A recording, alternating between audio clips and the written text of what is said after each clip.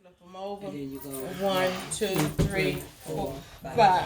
And I tell anybody that if the person just choked, the object is here. Those back blows are important. I remember being hit in the back as a child because you choked on stuff. Right. And that's the first thing your parent did. Hit you on the back. Hit you on the back. And you felt like you was flying across the room. But hey, it helped. It brought it up. So the same thing. And with a child, you stay in the child here and lean them forward. And you do the same thing. And with the adult, it's the same thing. Stand up, sweetie. And put your hand up around your neck. Like this. Okay. When you're doing it for an adult, you slide your feet open. You put your foot in between that foot. Okay. And you lean them forward and do it right between the shoulder blade 5 times. Back up. Reach around. 1, 2, 3, 4, 5. Right above the belly button.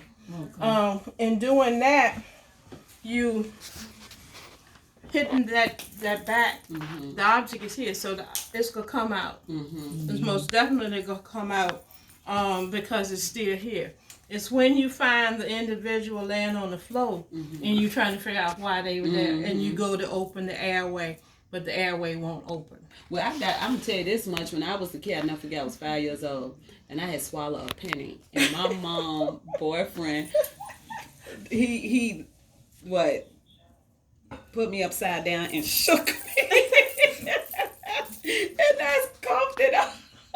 But you know, I've seen people back in the day take a child's arm and pump them. And nobody, well, my mother's 2 sisters are living, but they both one got dementia, one has Alzheimer's. So me asking them why they did that, there's nobody for me to ask. Yeah. But I don't know if the pumping did something to make the object go up. The only thing I can see is the same as compressions. But they sure would do that. And the other thing they used to do, you eat a piece of fish and get a bone. Oh yeah. Get a piece of bread. Yeah. Get a piece of bread. And that bread would catch it and knock it down.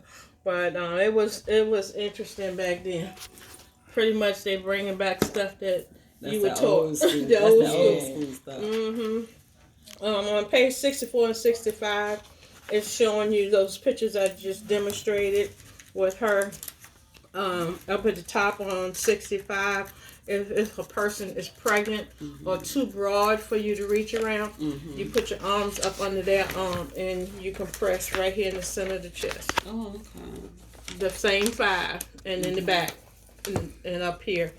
This is being done on a pregnant woman who you know you shouldn't reach around. And this lady is in the wheelchair, and he's probably done the back blows and he's doing the thrust on her to help her. Now this is for you if you're at home at the bottom. And I always say, Lord, could I do that?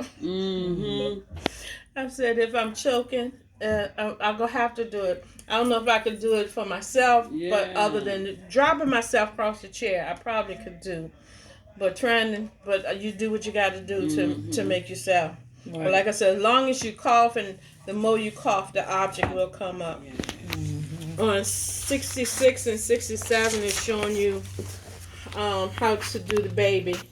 I showed you that. The page 67 is showing you the unresponsive person who you don't know why they are unresponsive, and the way they land, he's flipped them over and put them on the back to do the finger sweep.